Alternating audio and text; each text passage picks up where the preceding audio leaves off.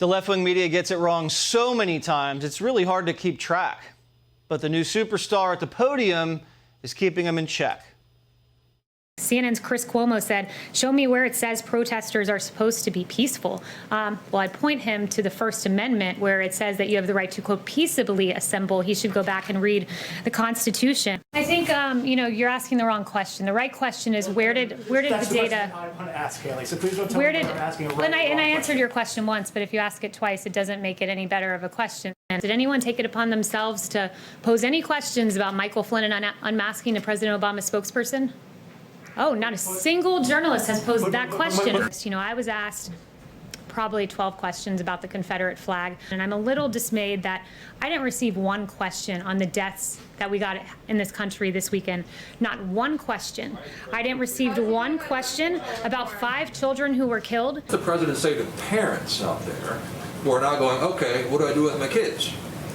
Yeah, the president has said unmistakably that he wants schools to open. The science should not stand in the way of this. Of course, we can do it. Everyone else in the Western world, our peer nations, are doing it. The science is on our side here. After that last exchange, CNN reporter Jim Acosta took to Twitter to take a jab at Kayleigh McEnany with this. The White House press secretary on Trump's push to reopen schools, quote, "The science should not stand in the way of this." Try again, Jim. We just saw the proof that you took her words out of context. Joining me now to set the record straight, White House Press Secretary Kayleigh McEnany. All right, so Kayleigh, everybody saw what you were saying is the science is on the side of opening schools, and the science shouldn't get in the way of reopening schools because the science supports reopening schools. But then he comes out and reframes what you said to make you look bad. Do you ever just see him walking around and kind of stick a finger in his face and say, "Jim, what the hell are you doing?" Hey, I see him around, and he's actually quite nice off camera, which is interesting. But look, it's an admission that they can't debate on the merits, Jesse. And look, this is the equivalent. If I was to say to you right now, there is no universe in which Jim Acosta engages in fake news, and you put up on your Chiron, Jim Acosta engages in fake news, it would be the exact opposite of what I said in selective editing. But that's exactly what Jim Acosta did. It was false and it was wrong, which is why he corrected his tweet. You know, I've heard that about Jim. I heard when the cameras go off, he's a nice guy, and then the lights come up, and he's a total maniac. A Dr. Heckle and Mr. Hyde situation. Another guy that's kind of crossing you is Jonathan Karl. Now, he runs the whole White House Correspondents Association and deal, and he's really mad, Kayleigh. He's mad. He doesn't like the way you run the briefings.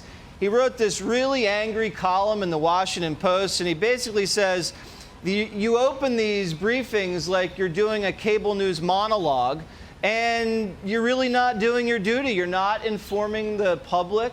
What is your response to that?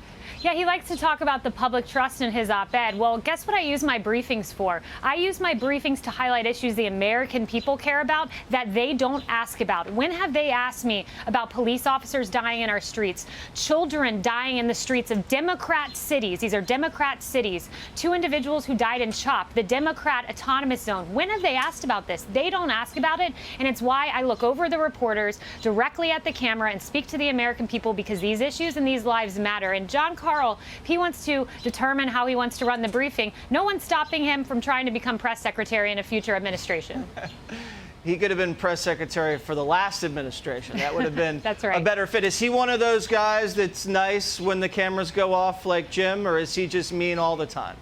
Hey, John's nice, too. These guys, a lot of them are very nice off the camera. All right, so it's a performance. I totally understand that. Now, you also got into it. You've been getting into it with lots of people recently, Kayleigh. I guess the Chicago mayor hates you now. Her name's Lightfoot.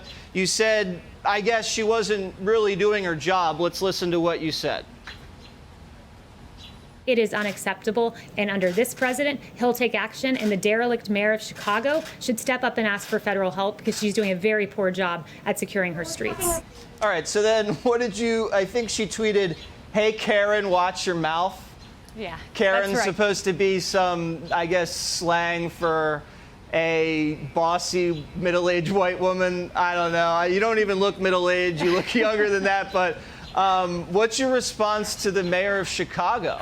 Yeah, my response is that I'm very upset about the violence in the streets of her city. You know, she's focused on words, but instead she should be focused on action because, you know, right now, this weekend, what we'll see is hopefully not, but what we've routinely seen are double-digit numbers of people dying in her city. So she needs to focus on securing her streets. I understand the truth hurts. The president's written her a letter and offered her help, and she needs to take it because it's inexcusable when children die in the Democrat-run streets of Chicago. Mayor Lightfoot,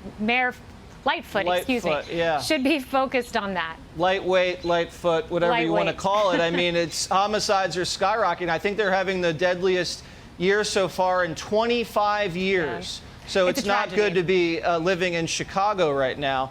So the president is pivoting to the economy after kind of a rough start to the summer. We're seeing things reopen.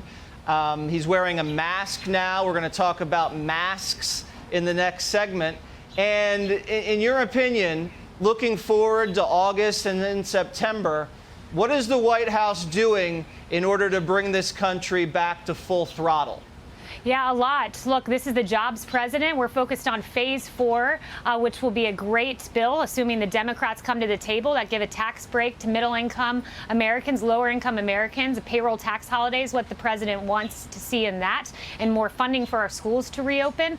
You look at the vaccine. You have one vaccine that's entering phase 3 trial. This president has broken down barriers and paved the way to move forward and to get through this pandemic and to restart the economy. It's a stark contrast to Democrats that want to lock our children away, keep them out of schools, and they're ignoring the science, which says it's perfectly okay to do. Yeah, if you can get a vaccine and a tax cut within the next couple months, I think every single American would be thrilled with that news. All right, Kayleigh McEnany, tangling with all sorts of characters all over the place. Stay safe out there. Thank you, Jesse.